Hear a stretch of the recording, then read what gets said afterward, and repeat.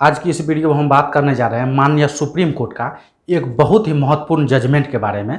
इस जजमेंट में जो लड़का था, जो आरोपी था, उसके ऊपर उसका पत्नी के द्वारा एक क्रिमिनल केस दर्ज किया गया।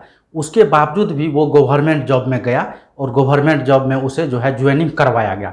इसी के बारे में हम लोग विस्तार से बात करेंगे, तो आप वीडियो में आखिरी तक बने रहिएगा। तो देखिए, सबसे पहले हम लोग जान लेते हैं केस का टाइटल के बारे में। तो केस का टाइटल है प्रमोद सिंह किरार, इसका नाम था लड़का का, और स्टेट ऑफ मध्य प्रदेश का ये मामला है। और माननीय सुप्रीम कोर्ट का बहुत लेटेस्ट जजमेंट है, ये दिसंबर 2022 में ये जजमेंट आया हुआ था। तो चलिए सबसे पहले हम जान लेते हैं इसका पूरा मामला क्या था।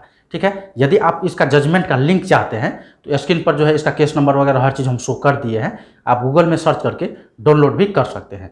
ठीक है, तो ये जो प्रमोद सिंह था, इसके ऊपर इसका वाइफ के द्वारा यानी कि इसके पत्नी के द्वारा 498A का केस दर्ज किया गया था, जो एक क्रिमिनल ऑफेंस है। और ये उतना सीरियस मतलब गंभीर प्रवृत्ति का ये अपराध नहीं है।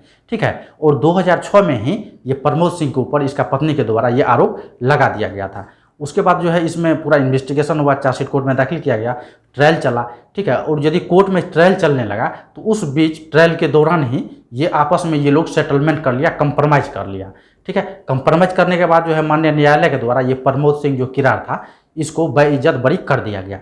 इस केस में इसे सज़ा नहीं दिया गया क्योंकि मामला जो है वो कंप्रोमाइज़ हो गया था। ठीक है, तो 2006 में जो है उसके ऊपर जो FIR दर्ज हुआ था। उसके बाद जो है 2014 में ये प्रमोद सिंह एक स्टूडेंट भी थे, तो इन्होंने पुलिस कांस्टेबल का जॉब के लिए आवेदन किया, अप्लाई किया। तो अप्लाई किया तो ये सब प्रोसेस किया गया इसके द्वारा, लेकिन इसका विभाग जो था, जो पुलिस डिपार्टमेंट था, वो सिर्फ ये कह के इसको जॉब पे रखने से मना कर दिया कि इसके ऊपर पहले से एक क्रिमिनल केस चला हुआ है, यानी कि ट्रायल इसके ऊपर, क्रिमिनल ट्रायल पहले इसके ऊपर चला है, इसलिए इसे जॉब नहीं दिया जा सकता है। तो ऐसा जो है मतलब इसका विभाग के द्वारा बताते हुए इसे जॉब पे रखने से मना कर दिया गया।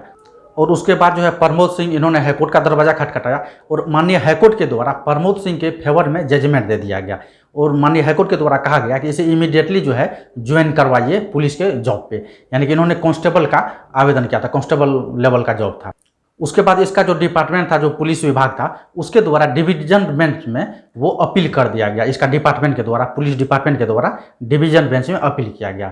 तो डिवीजन बेंच में जब अपील किया गया तो डिवीजन बेंच का जो मतलब निर्णय आया, जो आदेश आया, वो प्रमोद सिंह के फेवर में नहीं था, वो डिपार्टमेंट के फेवर में था। क्योंकि इसका जो पुलिस विभाग था, उन्होंने एक जजमेंट का हवाला दिया, और जजमेंट का हवाला दिया, वो जजमेंट का नाम है Avtar Singh versus union of India का जजमेंट का हवाला देते हुए कहा कि यदि कोई कैंडिडेट, जो भी परीक्षार्थी है, जो जॉब लेने के लिए आया हुआ है, जो आवेदन किया है, यदि कोई उम्मीदवार के ऊपर पहले से कोई क्रिमिनल ट्रायल चलता है, तो ऐसे स्थिति में पूरा ये अधिकार डिपार्टमेंट के पास होता है कि डिपार्टमेंट उसे जॉब दे या फिर न दे, ये डिपार्टमेंट के ऊपर ही निर्भर करता है। तो ठीक है, तो यही जजमेंट का हवाला देते हुए जो है माननीय हाईकोर्ट के द्वारा, जो मतलब डिवीजन बेंच था, उसके द्वारा डिपार्टमेंट के फेवर में फैसला दे दिया गया और कहा गया कि ये जॉब पे रहने लायक नहीं है। यानी कि प्रमोद सिंह का जो उम्मीदवारिता था उसको मतलब रिजेक्ट जो किया गया डिपार्टमेंट के द्वारा, तो ये सही मान लिया गया डिवीजन बेंच के द्वारा। उसके बाद जो है प्रमोद सिंह ये माननीय सुप्रीम कोर्ट में अपील किया, जो डिवीजन बेंच का जो ऑर्डर था उसको चैलेंज किया माननीय सुप्रीम कोर्ट में। तो सुप्रीम कोर्ट में मुख्य रूप से इन्होंने 3 ग्राउंड बनाया, जो बहुत ही जबरदस्त ग्राउंड था, वो आपको जानना ही चाहिए। सबसे पहला इन्होंने ये मतलब पॉइंट रखा कि मेरे ऊपर जो 498A का केस दर्ज किया गया था, जो ट्रायल चला था, वो कोई सीरियस ऑफेंस नहीं है। पहला इसका पॉइंट ये था। दूसरा पॉइंट इसका ये था कि हमको जो है मतलब ट्रायल चलने के दौरान सज़ा नहीं दिया गया, माननीय न्यायालय के द्वारा हमें बरी कर दिया गया। और तीसरा इसका पॉइंट ये था कि यदि हम चाहते मतलब कोई धोखाधड़ी करने, तो डिपार्टमेंट के साथ हम धोखाधड़ी कर सकते थे, लेकिन ऐसा मैंने कुछ भी नहीं किया। जो मतलब जानकारी था वो सही दिया। आपको जानकारी के लिए बता दें, यदि कोई गवर्नमेंट जॉब का फॉर्म भरा जाता है तो उसमें मतलब एक डिक्लेरेशन रहता है, उस डिक्लेरेशन में यस या नो करने का ऑप्शन रहता है, उस पर टिक करना होता है फॉर्म जो भर रहा है उसके द्वारा। तो उसमें खास करके ये पूछा जाता है कि आपके ऊपर जो है पहले कभी क्रिमिनल केस दर्ज हुआ है या नहीं। तो यहाँ पे जो है प्रमोद सिंह किरार के द्वारा बिल्कुल सटीक और सही जानकारी दिया गया था। तो यही तीनों पॉइंट को जो है ग्राउंड बनाते हुए प्रमोद सिंह माननीय सुप्रीम कोर्ट में अपील किया था। तो माननीय सुप्रीम कोर्ट का जो जजमेंट है वो प्रमोद सिंह के फेवर में आ गया, और पुलिस डिपार्टमेंट को ये ऑर्डर किया कि इसे जल्द से जल्द जो है पुलिस डिपार्टमेंट में ज्वाइनिंग करवाया जाए। तो आपको बता दें, यदि आप स्टूडेंट हैं या फिर आपको जानकारी के लिए बता दें, स्टूडेंट नहीं भी हैं, तो ऐसे स्थिति में यदि आपके ऊपर कोई व्यक्ति फॉल्स केस कर देता है, झूठा मुकदमा कर देता है, आप बिल्कुल भी नहीं घबराइए, क्योंकि जब भी आपका नाम से कोई एफआईआर करता है, कोई फॉल्स एफआईआर करता है, तो सिर्फ एफआईआर करने से ही आप दोषी नहीं हो जाते हैं, आप अपराधी नहीं हो जाते हैं।